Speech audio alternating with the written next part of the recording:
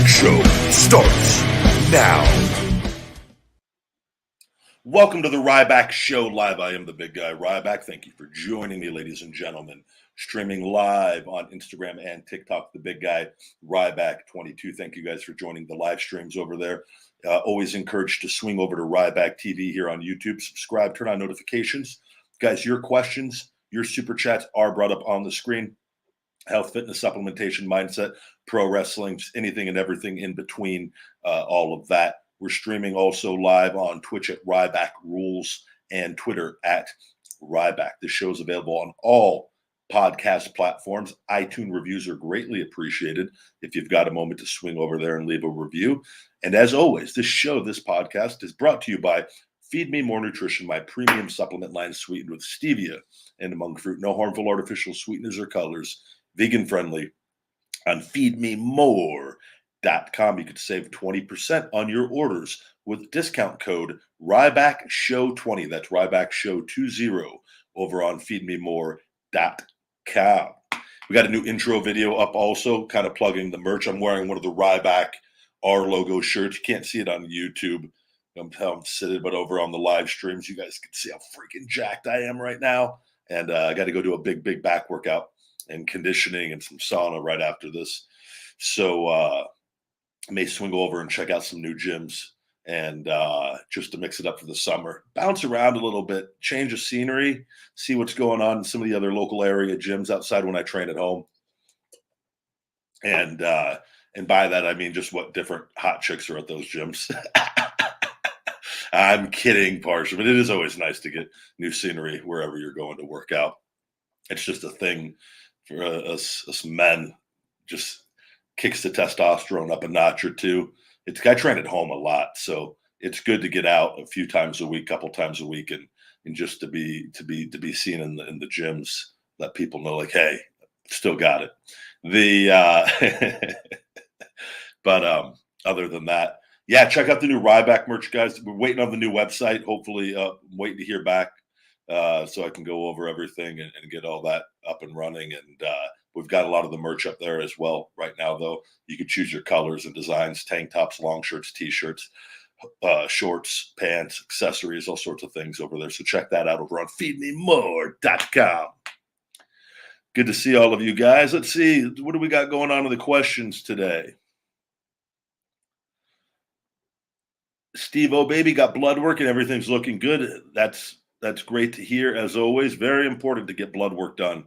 I think a couple times a year, at least once, but usually I think if you can go every 6 months, that's very, very beneficial. And sometimes even if you go twice a year, but you're getting different things, you get some things tested twice, but maybe each test is a little different because it's always valuable to get as many things tested as possible. But you oftentimes don't want to do it all at once because they take so much blood from you. I've done that where you're in there just like ridiculous amounts of tubes being filled. And I'm like, yeah, it's probably not a good idea to go work out right after this, right? She goes, yeah, probably not. And I'm like, well, okay. Looks like we're going to take the day off. So I learned to split those up so you're not taking as much. The best part of waking up is right back in your cup. Very comment of the day so far. I live in the United States, yes, if you did not know that.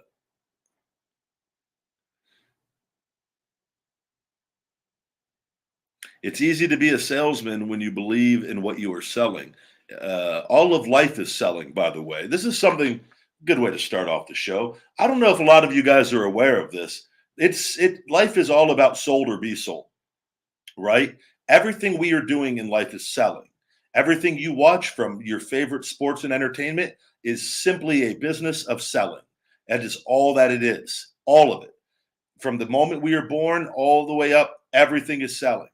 And it is the key is learning to sell what you love and what you're passionate about and what you believe in, but everything you do, every person you talk, you have a conversation with somebody that you've never met before, you are selling your personality to them. You are selling what kind of human being you are to them. And that person, whether they know it or not, is determining and deciding if they want to ever have a conversation with you again, because you're selling.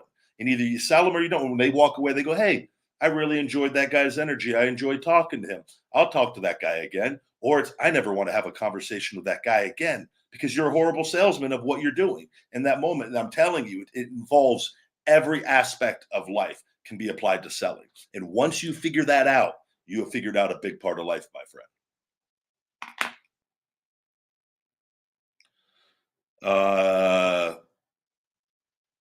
Why am I bald? I choose to shave my head every other day. I just shaved it again today. And I just think, I can grow a full head of hair. And I don't know if I started, and I've always had the widow's peak since I was about 25. And it's actually not horrible, but which I don't know. I haven't grown my hair out in some time, like a long time. I love this look. I think this is the look that fits me best with my voice and just personality and the way that I look. But and it's who I'm known for, is Ryback. So, but I always say, like, if I was older and I thought, like, it would maybe change it up, like grow the hair out. Maybe that will be a thing. I don't know. Right now, though, I love shaving my head every other day, and it's very simple. I don't miss having to go get haircuts. I don't miss wearing. I learned how to trim and do my beard and keep everything on the up and up and groom myself. Where it's a very simple process. I feel sorry for people that have to spend so much time trying to get their hair and like I don't know how women I can get dressed in whether I throw on a custom suit or I'm putting on my Feed Me More Nutrition workout clothes, which, it is my life is. I keep everything as simple and as efficient as possible. I do not worry about what is someone going to think about what I am wearing. I just know dress for the occasion of what I am doing and keep it as simple as possible. And that's it. And that's it. When I used to have to wear suits to WWE, I would go get in my workout clothes as soon as possible. Why? Because I was comfortable. My feet weren't hurting. I didn't give a damn about trying to impress anybody because I already showed up in the suit. What do I need to go walk around for 3 or 4 or 5 hours in the suit? Oh, I could justify spending all this money on this suit. No, I'm going to go get in my workout clothes and be comfortable and start feeding my body and getting ready to go out there and kick butt and be the big guy. Because I know what I mean. Because if I'm comfortable, I'm happy. And if I'm happy, my mindset's in the right place, and the ebb and the flow of where I go is always on the grow. I got to come up with a better word than that. Ebb and flow of where I go is always something with show. It's always faux show. All right, let's go to super chat here.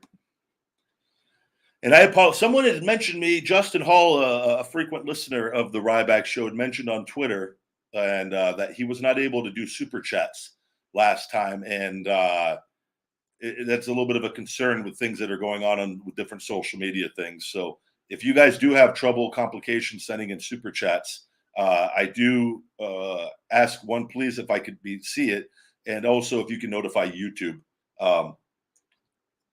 because that should not be happening.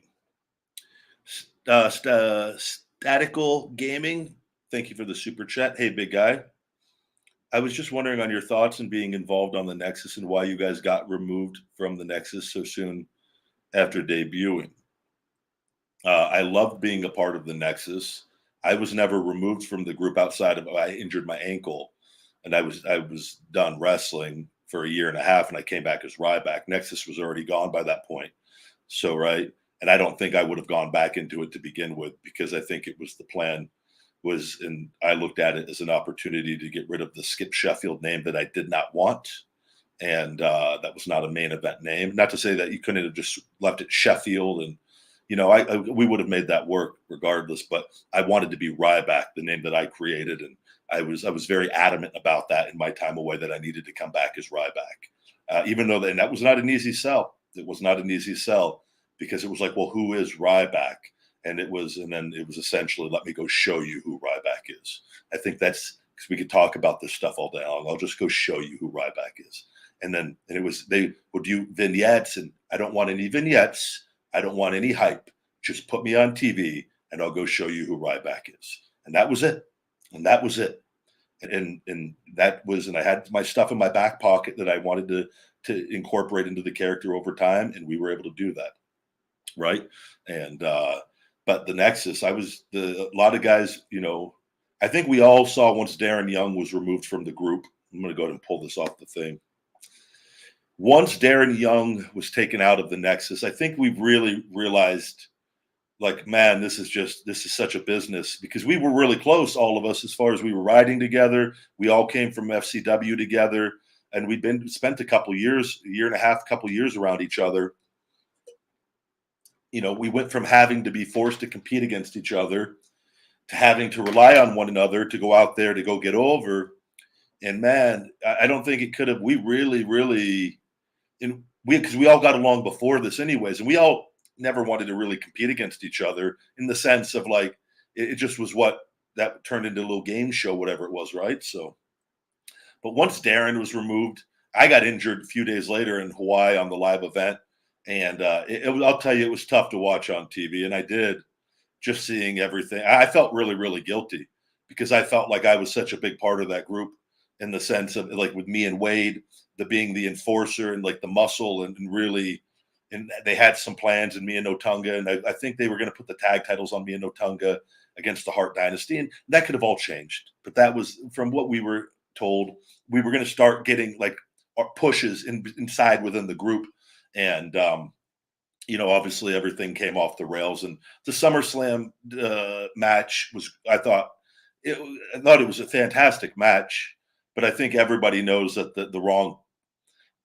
that Cena did not need to win that, and the finish got changed, and Jericho and Edge have talked about that, and I just think that so many things were coming off the rails so quickly.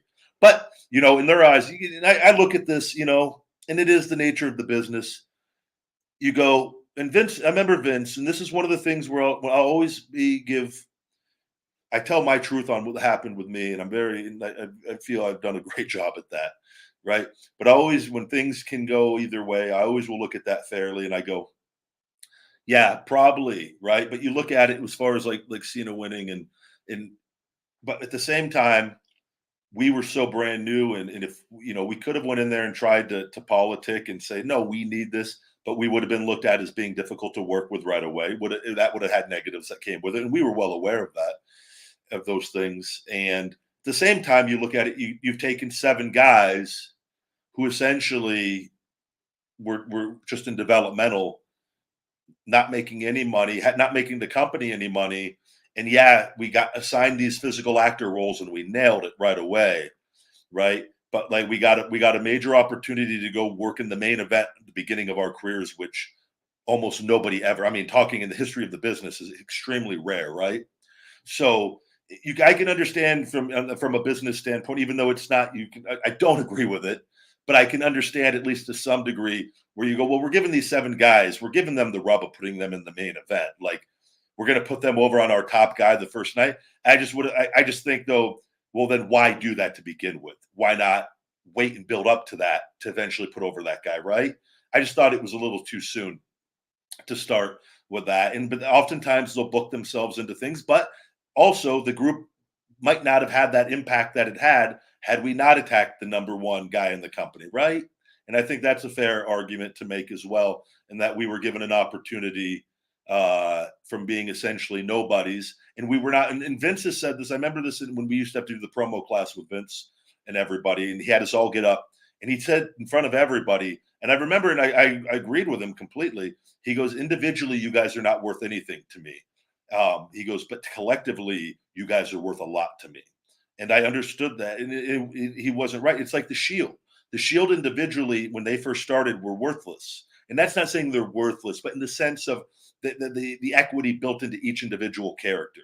They were a unit to begin with. The Nexus was a unit to begin with, right? And that's where together we were main eventers, and we outnumbered guys, so we were main eventers, right? Because we were new. And then it takes time to build up your individual equity and stock or as a group in time. And that's why many times in groups, not everyone becomes a star, right? It's very difficult. And if you look, I think it's a testament to the Nexus. You look at the amount of guys that we had that ended up, doing some pretty significant things. I think it's pretty cool in that. And it's just, yeah, but it was tough to watch, man, being away from it. And, but I was glad to come back as Ryback, and it was a new start with everything.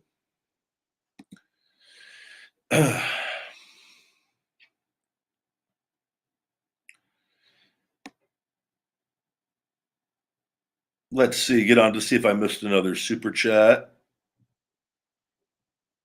Tyler says, "Hey, big guy, wishing you all the best in your legal issues with WWE. Their television and product is garbage, and you've been and has been for the last 10 years. Wishing you well, man." Thank you very much. We have proceeded, and we are submitting our trial evidence by June 9th.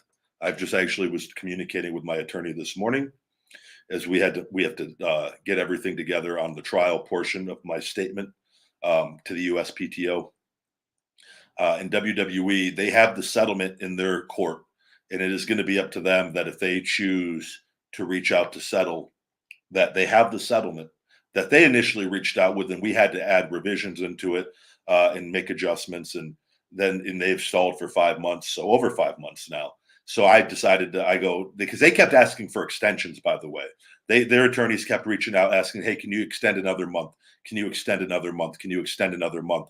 Making it seem like they were going to come back with a proposal, and they didn't with that. And I don't know why they want to waste. It's all games, and this is all that it is.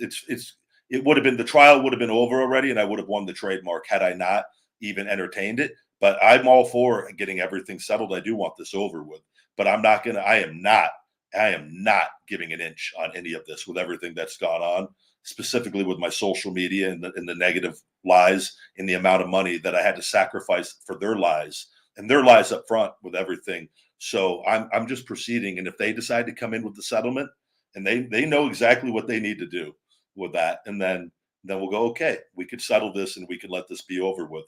And if not, I'm gonna finish it. I'm gonna win.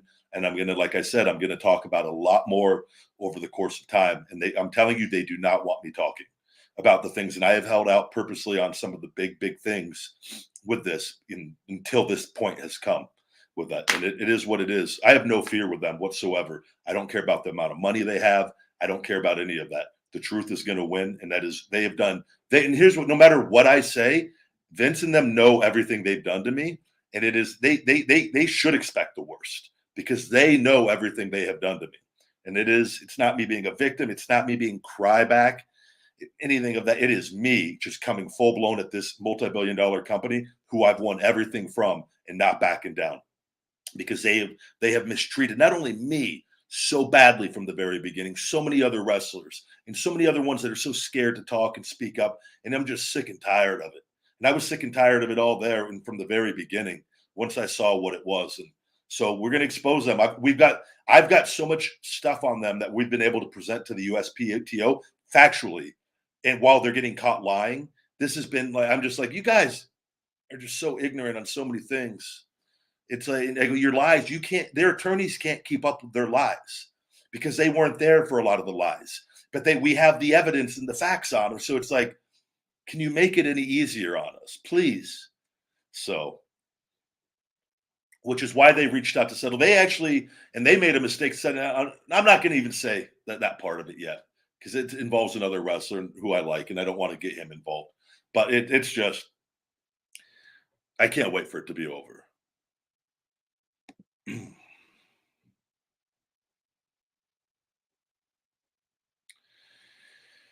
Yeah, Mick Foley speaks a lot of truth. I like Mick Foley. Mick Foley will stand up for things with that, but um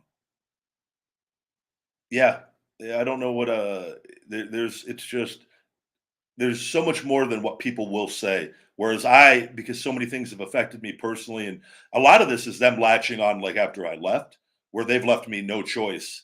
Like I told you guys, if you it's like if you let an anaconda just wrap itself around you and you don't fight back, what's going to happen, right? And so that's why I've had to fight and fight and fight and fight, and that's the best comparison I feel like I can give on it. I love Wyndham. I love Bray Wyatt. He's such a good man, great guy, funny, super creative and talented. And I hope him and Bo Dallas are back involved in wrestling very soon. It makes me happy. Like Joe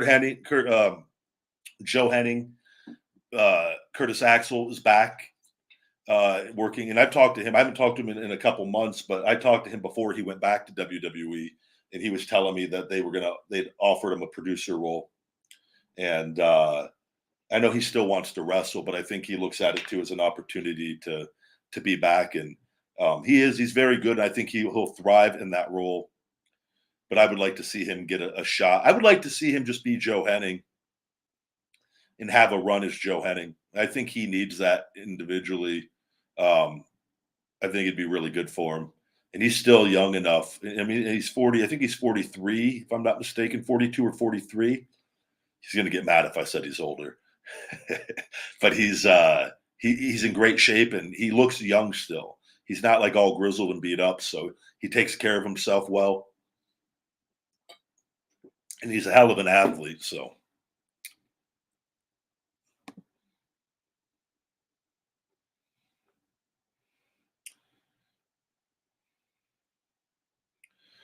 yes, Muhammad, thank you. Says you got a lot of supporters, bro, but they limit your social media so it's not seen.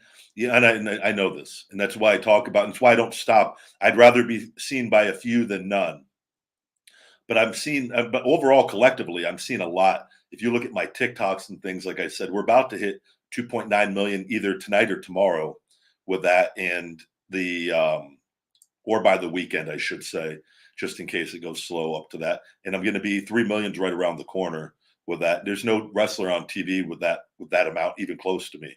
So, and even my TikTok, there's a lot of weird stuff that goes on. Like they were hiding my comments promoting my brand for months. They would hide feedmemore.com. They would hide Feed Me More Nutrition. They wouldn't show my nutrition comments on other pages, on my pages. And it took them 3 or 4 months to finally get back to me. And they finally did, and they got it fixed supposedly. But why would you be doing that to begin with? And I don't want to have to say what I had to tell them to get it fixed. I had a meeting with attorneys yesterday over my social media stuff, though, so you can imagine what I said. And it was like I've gotta collect this evidence, if you will, as I go along, which I've done from the beginning. So it's frustrating. I don't think you can understand, because if you don't have a business, you don't have a brand. I would like to just present to people, take away my business and all that, and how that can affect me long term, right? With everything that's gone on, but perception wise, it's being done to try to make somebody look insignificant and irrelevant who's not, who's actually extremely relevant still and has proven so, and has grown his social media channels despite all of this going on. So that's why I say, like, the truth is going to win. And I know the supporters I have. I know when I go out in public and people see me and how they react. And that's why I go, this is so weird. And then like the Twitter, and I've lost 300,000 since 2016. And then I know the next step, what we're going to do with Twitter. And we are waiting to see if the Elon Musk deal does fix it. But I've got to send a letter in through their arbitration from my attorney to try to get this fixed. And I'm just going one channel at a time, you know, and it is Instagram and Meta is hiding anything. With I just did a podcast with my friend Oodles, the Oodles show. So if you guys are listening to this, go to Oodles Wallace, the Oodles show here on YouTube, and please give a click on my video and watch it. Help get her numbers up. She's going through some social media stuff too, which is how I've learned about. She's the one that got me in contact with all the right people. She's out over in Hollywood and very in touch and in tune with a lot of this stuff going on. So it's it's just, so it could be frustrating at the end of the day with some of it, but I know the truth, and I just got to keep fighting on. And like I said, everything, I've got my health back, and as frustrating and as annoying this has set me up for the rest of my life and career, and overcoming this and giving me a chance to prove my mindset, that hungry mindset, and to not give up, and to not give up.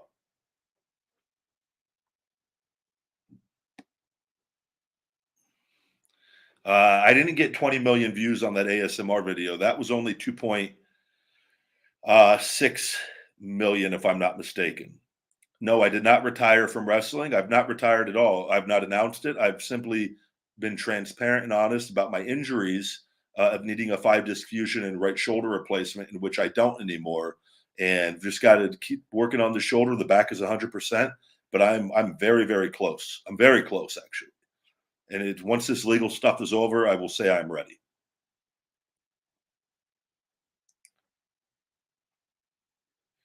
Um, let's see what else do we got going on.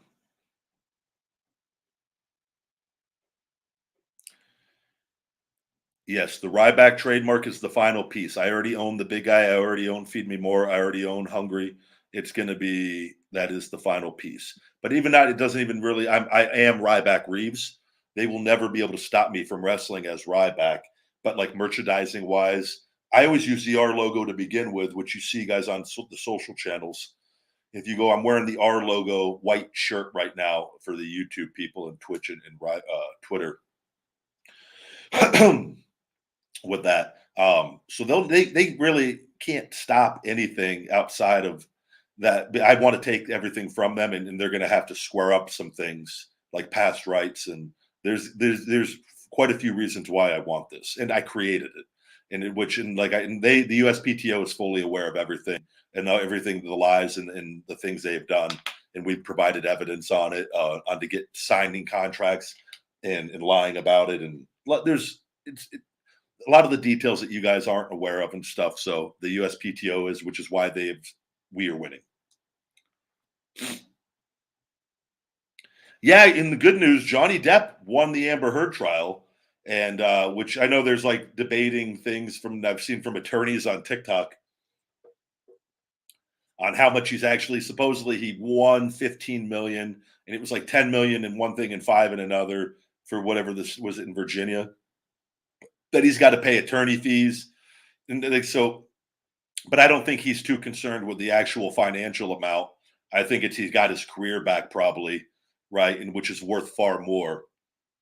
With that, and made his name whole again. As far as it really, I feel like has revived him, and I think men and women alike have all sided with him in this, and I'm not aware of all the details of things and of what's gone on with it, but it seems like he seems pretty happy. So I think the lesson to be learned in that is just you got to be very careful who we let into our lives, and and another thing is too, despite how much money we make, or everybody at the end of the day is human, and people that have a lot of money like them, that woman's in there crapping in his bed, that's pretty crazy stuff, right? Like, so it doesn't. Oftentimes, people think just because you have money and money is oxygen, so having money is not the problem. But people that have money doesn't mean that they don't have problems, and they have problems like everybody else and whatnot. And oftentimes they can have more problems and whatnot. But that's not. Sometimes people go, "Oh, that's why I don't want to be rich." It's like, no, let's take it easy, Jeffrey. Like, I don't think you understand.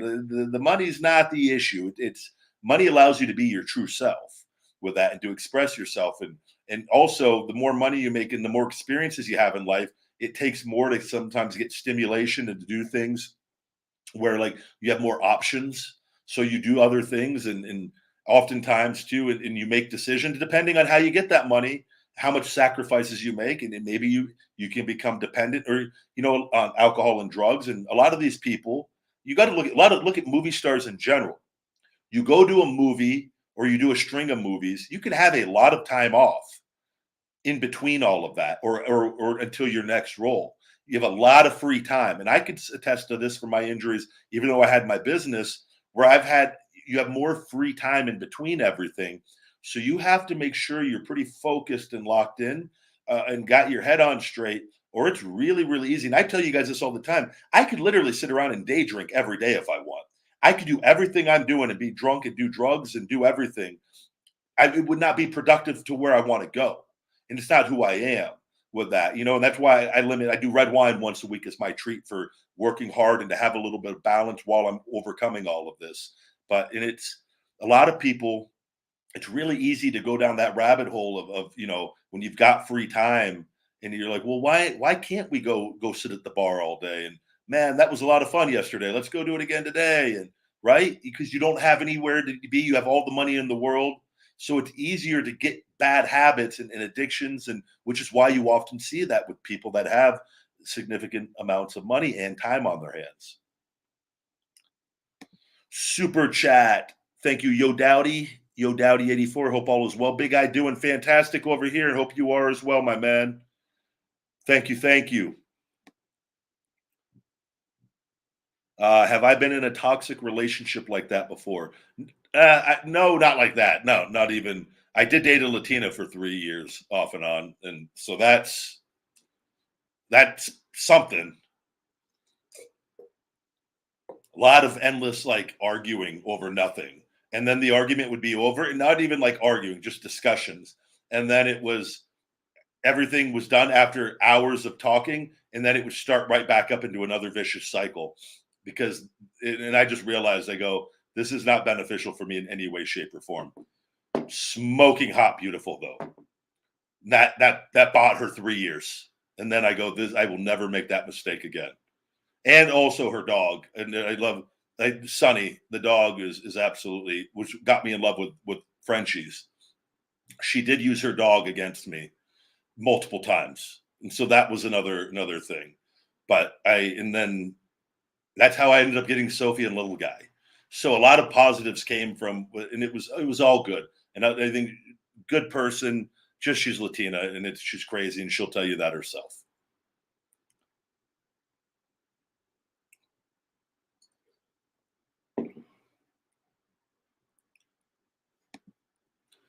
J Dog's Toy Show says, Ryback, who do you think is your Mount Rushmore of greatest Ryback opponents? I'm not really into the Mount Rushmore stuff of all. I don't really like. I don't know what to. I enjoyed so many different programs and different things, so I don't know. I'm trying to think, because if you're going to do that, who would you just put like the biggest matches, right? But I don't know. Like I don't really. I'm the whole Mount Rushmore thing to me is just I don't care. There's so many greats. Like I think it just limits. I don't think it exists. I think everyone has contributed to wrestling in different ways. That to try to limit it to a handful of people, like no. And I know you're not asking like for my list of like wrestling just for my opponents, but that's to me, I've pretty much enjoyed wrestling everybody I've wrestled. I can find positives in any of them for the most part.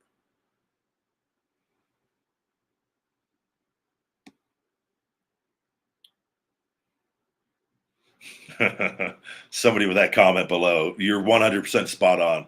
That person would never be on any list on that. Randy says, did you see CM Punk botching his moves? Feels like karma for crapping you. Believe it or not, I actually have seen that popping up on my TikTok repeatedly. And not only, and I'm not going to,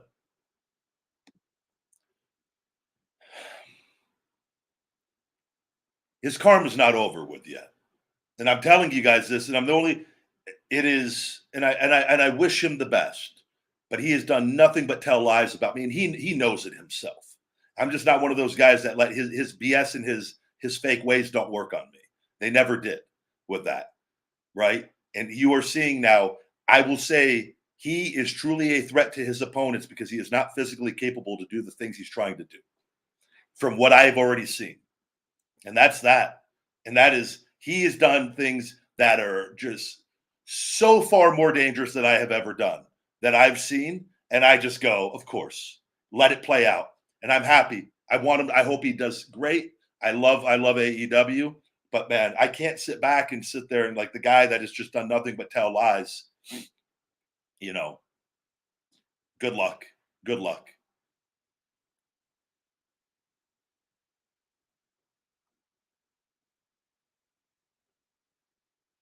You guys all, I just want to tell you, like, so many people have bought in. It's like the truth always wins at the end of the day. And it is, and like the guy got himself back and got himself the title for the company. And we're going to see how that plays out. We'll see how it plays out, right? But I have seen those videos, yes. And there's no arguing or debating. And I'll say that, so a lot of you guys, things happen in wrestling, people mess up, right? Accidents happen out there with that. They happen all the time to pretty much everybody at some point in time, where it's not, But like the moment though, you really, and this is why I always took offense, because the whole dangerous stuff with me was not a thing. And I'll tell you, and I've said this in my defense, why would the company continue to put me with top guys from beginning to end? They wouldn't. You would have seen me taken off TV and demoted. It would have been a thing in that moment in time. And it never was until after. And when he came out and said this stuff, because he has personal issues, because I always would confront him over his BS. And he never liked it because he could not physically do anything about it. And I don't think anyone's going to argue with me on that point after we've seen everything, right? And I have no reason to lie. No reason to lie. So it is, and that power bomb he did with that guy with the gun club into Billy, like Jesus, no business doing that kind of stuff. It's just, but accidents happen out there, and things, people slip and on things, and I always, but like, I just look like for the things he'd said, I find it very, it's how ironic, how like I said, the truth always wins. So we'll see how, if he tightens up his in-ring work, because it's pretty sloppy right now.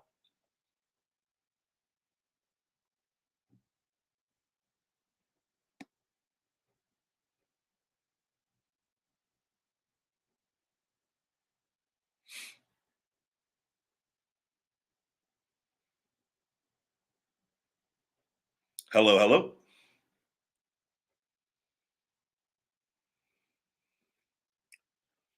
Let's see, getting into some more questions.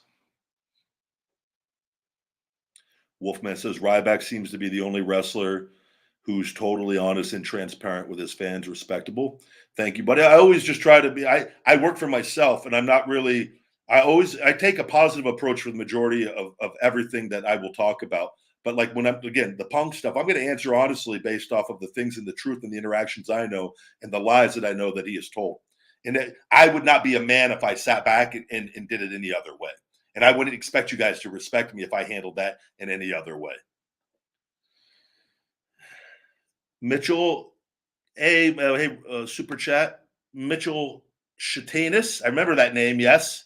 Hey, Ryback, remember me? It's been a while. LOL. Good to see you, my man. I do remember you because of your last name. How could I forget you?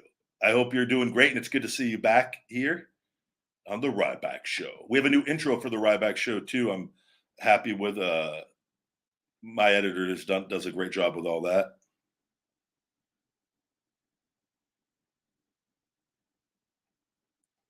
Let's see.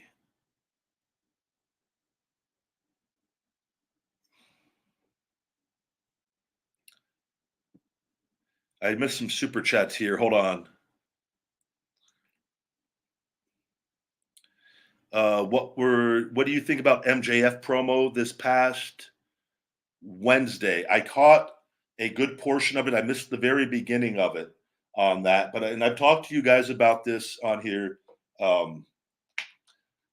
where I've talked about what I believe wrestling needs to do, and I've been saying this for years, is blur the lines and manipulate the dirt sheets and get people invested in things that they believe can be real as much as possible, or at least debating if it's real or not. And it obviously, I'm not going to, anything that is happening on a physical acting TV show, you guys, is within, usually they are fully aware of what they are doing, and it is being done very well. And the only thing I think they made a mistake on was sending Punk out. And this is, I'm just going to be honest, this is again because CM Punk is not confronting anybody. I'm just telling you guys this. So I think that by sending him out to try to like confront him, I thought exposed the angle a little bit, because, and that's maybe not to the Punk fans, but to the people that know, I'm like, okay, he would not be doing that, especially after the way things have gone. He would not chance taking that chance in public with somebody, even if he thinks he could, he wouldn't. So that was the only little nitpicking thing on it.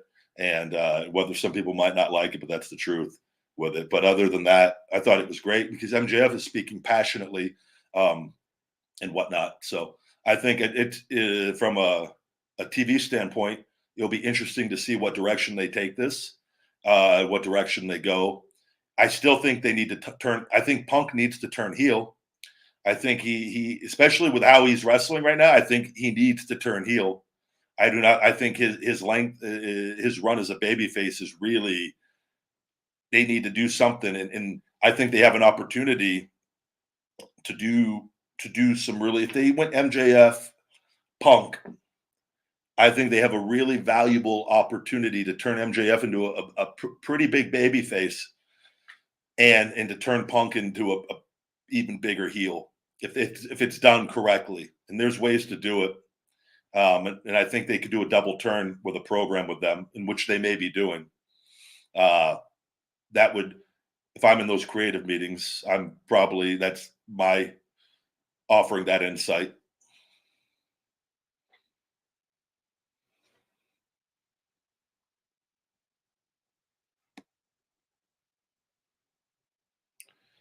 Let's see. I've not watched a lot of the Dark Side of the Rings. Dark Side of the Ring. What's next for Amber Heard? Maybe a WWE career. Yeah, I don't know. Maybe her and Kamala Harris can go on a shits and giggles tour. Do like a dual comedy set. I don't know. Could I break a baseball bat over my leg? I don't know. I played baseball my whole career. Bo Jackson, the infamous where he broke it over his head. I remember the bat was cracked. I think, yeah, if I was like in the moment and angry enough, I definitely think so. Especially, I'm extremely strong, but it's I have never, I don't believe, or if I did, I don't want to say I've never done it with like an official Major League Baseball bat. I think when I was younger and we used some like cheaper wooden bats, we were able to do it. But like, I remember me and my friends would go to the high school and play, but like nothing. I wouldn't. I don't know. With like in a real major league, maple wood bat. I don't know. I would think so. I would like to believe I could, but I have never done that.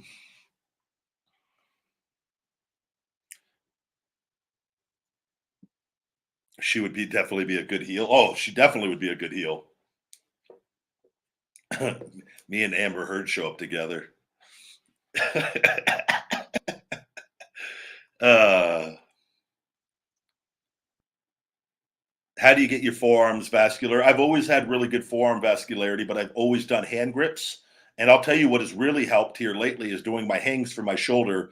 I hang on a pull-up bar with these hook grips, which you're still using your grip strength, but it helps ease it up for 15 minutes a day. And you just like I do sets.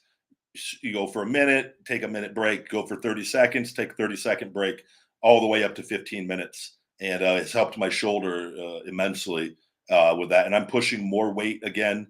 And my shoulder I'm not getting, even if I get a little bit of grinding with the heavier weight, I'm not getting the fatigue and the weakness in my arm and the pain that I was getting because that joint is opening up somehow from all this hanging, which is what it said it would do. And the longer you do it, the better it gets. So, and I got back today, like I'm able to do regular pull-ups again for the first time. Like I couldn't do pull-ups for years. It was so painful. And it was the muscle wasn't working. And so it is, I'm in a very good place. It's taken constant work every week. And it's like, I just keep chipping away and I keep chipping away. And I'm just consistent with my routine and adding to it and adjusting to it. And but the vascularity on that comes from that weight training, diet, and vascularity too is genetic to a degree. I have superb forearm vascularity, and I've never had, even though I do have the bicep vein in my biceps, that has never been as pronounced because my skin on my bicep is thicker than for whatever reason, or that vein isn't it's deeper into my arm, and you see that some people have like these huge bicep veins, and then other people don't have forearm veins. I've got huge forearm veins, and even the huge vein that runs up and that should run into my bicep vein, and it becomes less visible and a lot because of the skin and where and how it runs through the body, which is genetic on that. So 609 Fishing, thank you for the super chat. Hey, Ryback, I'm a big fan. I remember the days you faced the Shield 3-on-1. A lot of good times with them. A lot of good times. That was a lot of fun wrestling those guys early on in their career. And I'm very happy for all of their success. I truly, genuinely like all three of those guys.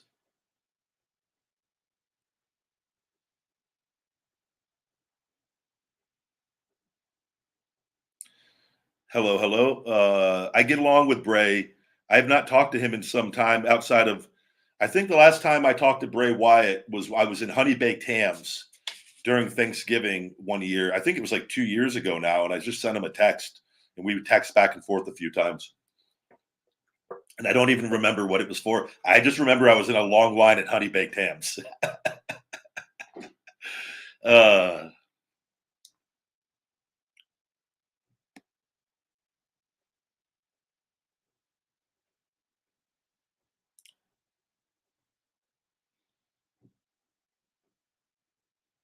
let's see.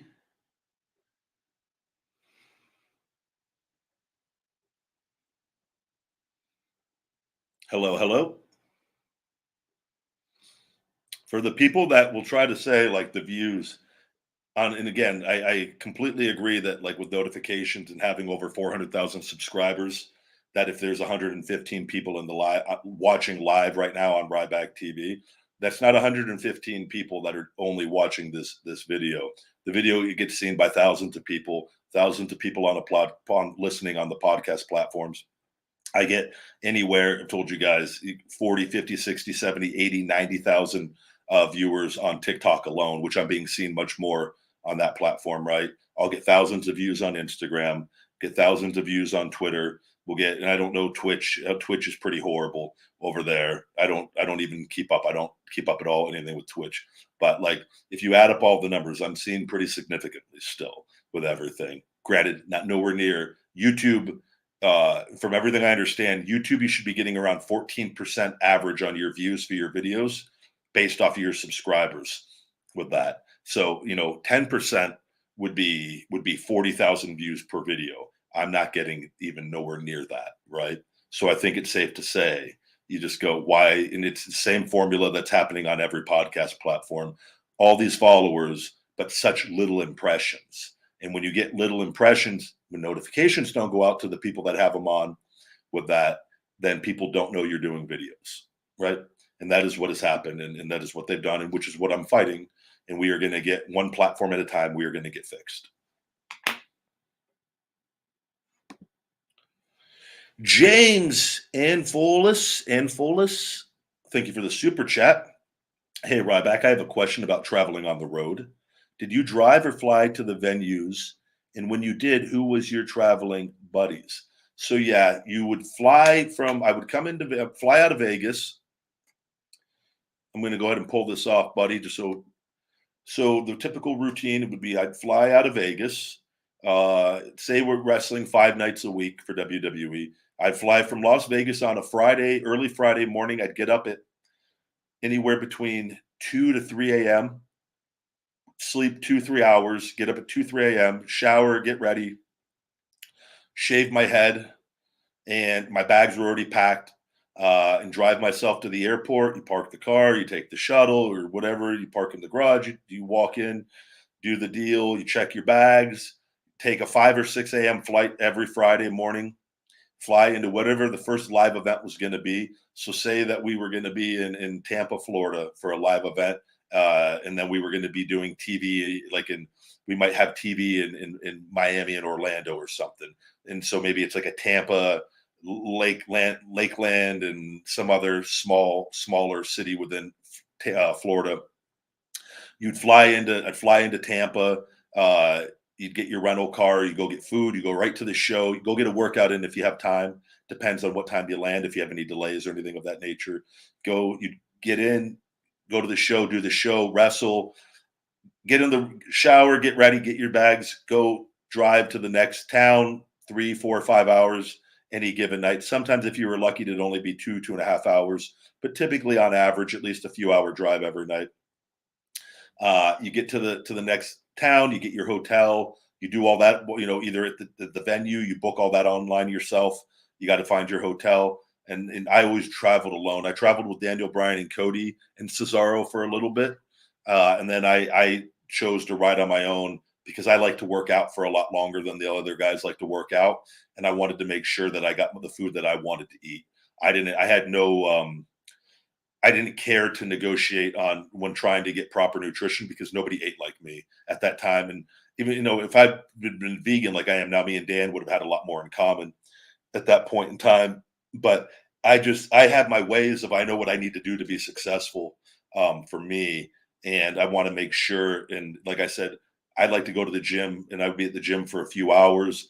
And I didn't like to, I didn't like to have a set time because if I wanted to sleep another hour and I needed it, and because that was going to make me be my best for the day, or if I got up early and had energy and was ready to go, I didn't want to have to wait around for a couple hours for other guys to go get food to do it. Do you know what I mean? It was when you travel with other people, I found it to be so stressful compared to just traveling by myself. One, I could listen to audiobooks on business and learn about money and all sorts of things on my spare time rather than writing. And not saying that the guys were doing this, but a lot of the guys do this, is gossip and whine and complain about everything and the booking and the creative and talk about other people. I had no interest in doing any of that. I just wanted to quiet my mind. I'm around all the guys all day. I love being around the guys all day, but I need my time alone at that. And like I said, the schedule of I want to be able to go work out and I found it really important because on a day-to-day basis you're dealing with different injuries and I had all my stuff going on already. And like you need, if you wake up and you're tired and you're like, you know what, I'm going to sleep another hour today and I'm going to you still get everything in and done because you're not wasting any time waiting for other people. And oftentimes a lot of the guys, if you'd say, okay, we're going to meet in the lobby at 9 a.m. or 10 a.m., we're going to go get breakfast, which you got to decide on that. So that takes time, right? I mean, I don't want that, or I want this. And so you got to decide on a place to go get breakfast, right? You got to decide, you got to go to the gym. How long? And a lot of the guys, they worked out for far less than what I did with that. So I just found it to be like not ideal. And then if a guy, you say we're going to meet at 9 a.m., one of the guys oversleeps and he's not ready till 9:45, right? And that happens a lot. Or somebody gets a phone call, or it's just like I just found it. I try to just keep my life as simple and as efficient as possible. And that was why one of the big factors riding alone when I just factored in all that stuff. And it wasn't because nobody liked me. It wasn't because I didn't like anybody. I'm laughing all the time. I have a great time around people with that. I just look at it overall. It stressed me out for the things that I need to do to be ready each and every day to be my best.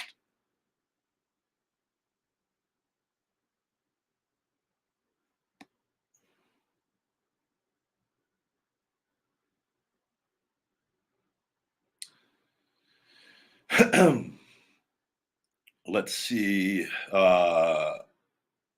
We've got some interesting people into the chat today. Good to see all of you guys. Thank you. Thank you. No spamming in the chat. You will be shell shocked out of Rybackville. Great question on the traveling, though. I always like answering stuff like that. Good stuff. Hey, Jose, good to see you, buddy. Always nice to see you here at the Ryback Show. I'm doing very well, thank you. What's going on? Good to see all of you guys. Make sure you guys check out, we have all the new merch up at feedmemore.com, as well as all of the Feed Me More nutrition. You can save 20% with discount code RYBACKSHOW20, RYBACKSHOW20 on feedmemore.com. Pop-up kitchen at the Palms. Is the Palms back open now? I know they were I didn't know if they were, I believe that they are open now, right? Because that was months ago I saw when they were they said they were going to reopen, but.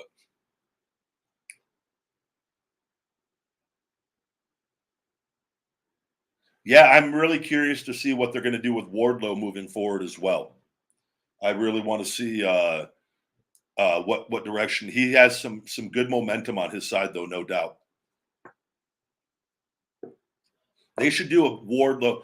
I don't think unless you're ready and I think you can melt this with him and keep building him. They need to do something where I feel they can get some months out of this. But you got to have a payoff of what the payoff is going to be. He should do like, and this is just like he's a big man challenge every week, an open challenge to where they have random the biggest baddest guys in all of wrestling come take on Wardlow and keep building him up, and until they're ready to figure out what direction they want to go, because that the formula that they have is working with him right now, and he has good. Man, he's impressive. I like the power bombs. He's doing a really great job, and I'm like they can do, and you got to be careful with that, and that you want to protect him, and it's just keep that momentum going with that, and eventually you got to know what the end goal is at the end of the day, and try to just fill in the blanks to get to that point in as many different cool creative ways as possible.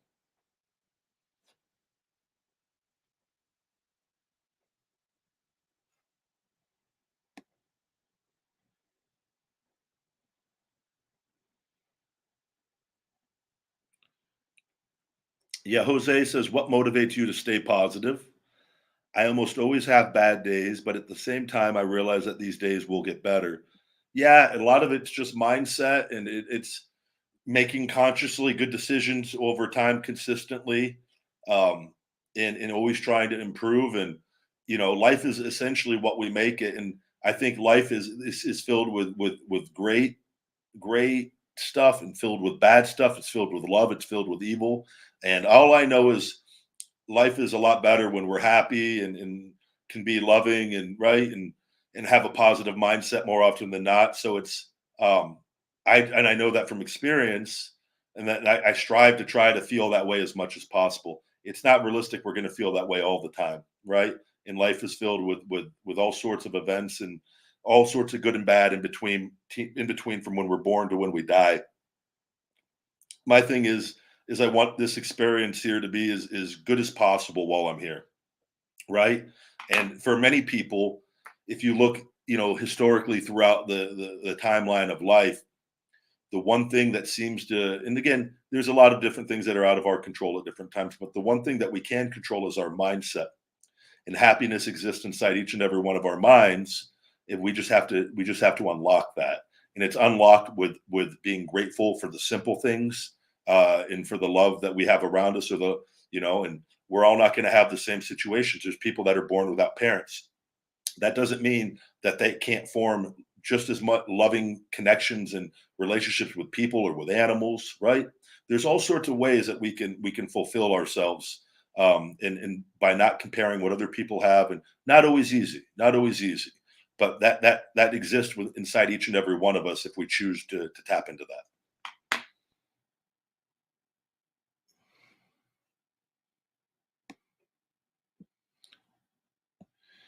Super chat. Brian plays drums. Thank you very much, buddy.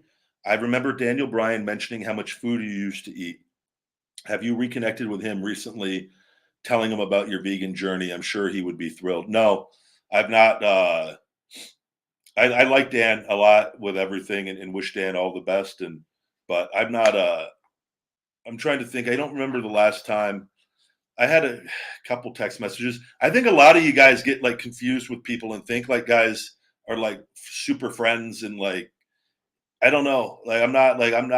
I wouldn't consider me and Dan O'Brien friends. I would consider him an acquaintance that I get along with.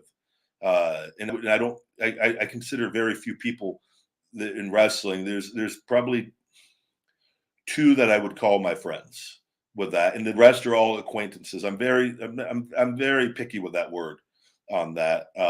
But me and Dan always got along and had a good time and whatnot. But Dan upset me a lot years ago. He went and did Jericho's podcast and spoke out of his ass, where him and Jericho were just putting over Cody, and like they were mentioning how Cody was doing things when he'd left. And I'll never forget this. I was in Australia wrestling, where, by the way, I made as much money, if not more money, than anybody my first couple years after WWE with that, while needing a 5-disc fusion and shoulder replacement and starting a supplement company from nothing, and wrote a book and had a podcast that did very well the first couple years, right?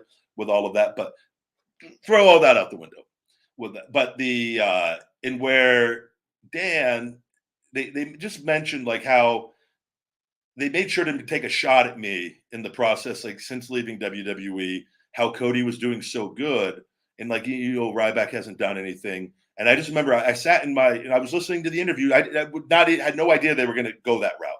And I remember I literally, after I heard it, I just picked up my phone. I left him a voice message, and I was expecting him to contact me back and apologize or whatever. And I just said, I go, just so you're aware of everything going on. And I just explained to him what was going on and needing a 5-disc fusion and shoulder replacement and the stuff that was going on with WWE already with all of that. And I was sitting in my hotel room in Wollongong, Australia. And I just remember just thinking, like, why would you do that? Why would you take a shot at me to put over that guy that you didn't have to? You could just put over that guy for you like the way that he's doing things, but you're not like it was just odd. It didn't need to be done, especially with all the lies that were being put out. And I'll never forget that with him, and that he never apologized. He never sent anything back, and he heard the message with that. But when I've texted him a couple times since, and he sent messages back, but it's never. I don't use that word friend because a friend would not talk about somebody like that. That was clueless to the situation. But that was prior to like the AEW stuff, and all those guys. They were well aware, probably Cody and the Bucks and the connections being made. So it was, hey, let's ball wash this guy at the time, right?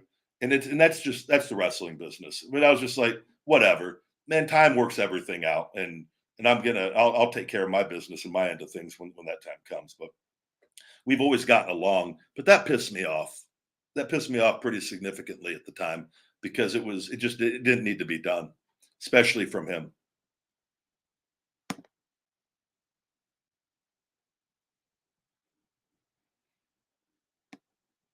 Hello, hello.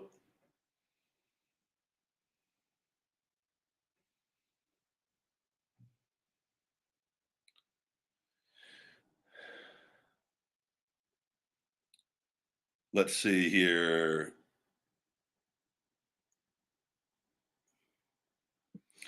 Rabbi, I don't have a wife, so we'll go ahead and shell shock you out of Rybackville. Did I miss a super chat? Bill, good to see you. Let me see. I'm trying to see where the super chat is, Bill. There it is. Good to see you, Bill Wild. Thank you very much. How social media hurt the mystique? How has social media hurt the mystique of wrestling? I just think we're just further. I think you got to look at things like this. So we all grew up watching wrestling, and I've talked about this before. We all usually started watching wrestling when we were kids, right? So the way that we viewed things as kids with our child brains, not having a lot of life experience, not knowing things, is far different than how we view things as adults. I think we all could agree with that, right? So in that though, but you watch years go by, you've seen things like pro wrestling is kind of just a repetition of doing things over and over and over again with new faces. I think we all could agree with that, right? It's very rare to see something really new and original because it's been done so much. It's really, the longer something goes on, it's like movies. The more movies that are done, it's more and more difficult to come up with different movies that are like you got to really like, it's just, there's only so many possibilities, and movies have a little bit more options, I would say, than pro wrestling because you're limited within the confines of pro wrestling. So I think that is something we need to be aware of, that we've experienced a lot of pro wrestling, so we view it a little differently. I'm sure there's a ton of kids that do watch, and where they still are excited and they view it with their child brains. Now, it is probably different, the ones that have social media and can interact more. And I think kids can find out at a younger age that, hey, this is physical acting and entertainment, right? I think so. But I think for adults, we should clearly already know that with that. And I just think you have to be consciously aware of, you're going to view things differently when you're younger than when you're older with that. And that's why, but I think there's a lot of people that still watch wrestling and they want to view it as they did when they were kids, but they are incapable of viewing it like they did when they were kids because they are no longer kids and they need to grow up, but they are not able to grow up. and thus They blame pro wrestling for everything. Ryback psychology. Join me next week. That's what I think plays a part with some of it as well. Right? So I don't think social media. I think I think if you can control what you. I think if you could just watch the shows every week and not get too caught up in the dirt sheets and the people, and you can limit. You like don't follow the people talking about it as much. You can. I think you can really still enjoy this stuff. I think though you just have to have more self control. And I think you have to be consciously aware enough too that if you choose to read spoilers and things or all this other stuff, that is your fault that you're doing that. That's like going before. That's like reading. A new movie comes out and you literally read the spoilers on everything that's going to happen in the movie, and then you go watch the movie and you get mad at the producers and the actors and everything because they did what you read about, and they didn't do anything to shock you or surprise you, or you know what I mean. But you're blaming your lack of ability to control what you were watching and seeing to spoiling the event for yourself. And that is what is happening in pro wrestling repeatedly, so that people already are reading about what's going to happen on the show. They watch the show, what has happened, because it's been spoiled and they couldn't control themselves from reading that. And then they get mad at the wrestlers and then the promoters and everything else. I think so. I think it again, has it ruined it? No, people have ruined it, and there's plenty of people that don't do that. They can watch it and enjoy it still. So I think that would be my advice to people, that if you find yourself not enjoying one, either don't watch anymore or try what I'm telling you, and I think you're going to enjoy it more. Maybe there's some things you still don't enjoy, but I think you'll be like, oh, I wasn't expecting that. Yeah, because you stopped reading about it.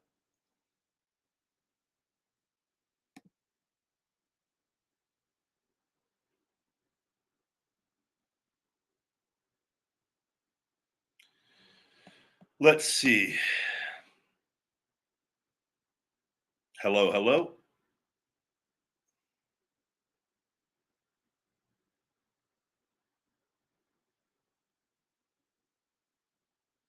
Yeah, they're never going to restart the industry on that. We're going to go ahead and throw a shell shock here. Quick little shell shock out of Rybackville.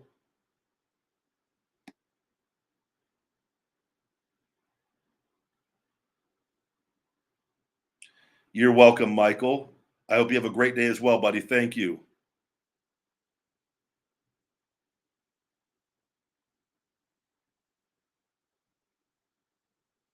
I appreciate that. Walter Double W, good to see you, my man. Always a pleasure to see you here on the Ryback Show.